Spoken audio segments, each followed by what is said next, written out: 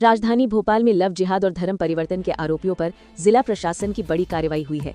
College छात्राओं से rape, blackmail और जबरन धर्म परिवर्तन कराने के आरोप में गिरफ्तार साहिल और साद के अवैध मकानों पर शनिवार को प्रशासन का बुलडोजर चला दिया गया। तीसरे आरोपी फरहान के मकान पर कार्रवाई फिलहाल टल गई है, क्योंकि उसकी आज कोर्ट में पेशी थी। कोर्ट से स्टे हटते ही फरहान का 3 मंजिला मकान छोटा चंबल अर्जुन नगर में गिराया जाएगा। प्रशासन की कार्रवाई से पहले ही फरहान के परिवार ने मकान खाली कर दिया था। फरहान के पिता रिजवान का आरोप है कि पुलिस ने उनके बेटे को पहले पकड़कर मुख्य आरोपी बना दिया और केस दर्ज करने के नाम पर 10 लाख रुपए की मांग की, जिसमें से 2 लाख नगद भी वसूले गए। वहीं आरोपी साहिल की मां का कहना है, अगर कोर्ट में ये साबित हो जाता कि मेरा बेटा इस जुर्म में शामिल है तो मैं मान लेती, लेकिन बिना सबूत हमें घर तोड़कर सजा क्यों दी जा रही है? मेरे छोटे बच्चे अब कहाँ रहेंगे? पुलिस और प्रशासन की इस कार्रवाई को लेकर अब आरोपियों के परिवार सवाल उठा रहे हैं, जबकि जिला प्रशासन का कहना है कि ये मकान पूरी तरह अवैध थे और कानूनन कार्रवाई की गई है। भोपाल ब्यूरो।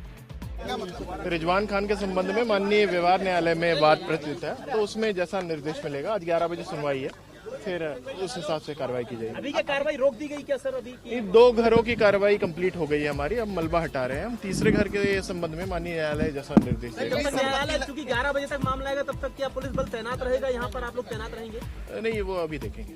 क्या कितनी संपत्ति थी और इसका अनुमानित लागत क्या था? कितनी जमीन पर कब्जा था यहाँ पर? देखिए, एक 1200 स्क्वायर फीट, एक 600 स्क्वायर फीट करीब था, एक 2 मंजिला मकान था और एक सिंगल मंजिला मकान था। ये दोनों को आज हटा दिया गया। कितनी कीमत होगी लगभग दोनों की? कीमत अभी अनुमानित हमने नहीं की है, पर शासकीय भूमि थी, चरोखर की भूमि थी और अतिक्रमण बिल्कुल हटा दिया गया।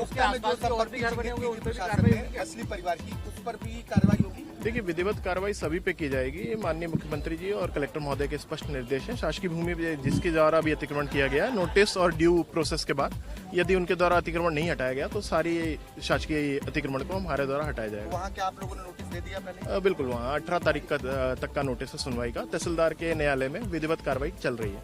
19 तक वहाँ पे भी कार्रवाई की संभावना रहेगी? वो फिर हमारी प्लानिंग जमेगी, जैसा भी फोर्स और नगर निगम और कलेक्टर महोदय के निर्देशानुसार। कार्रवाई सर कब तक करेंगे?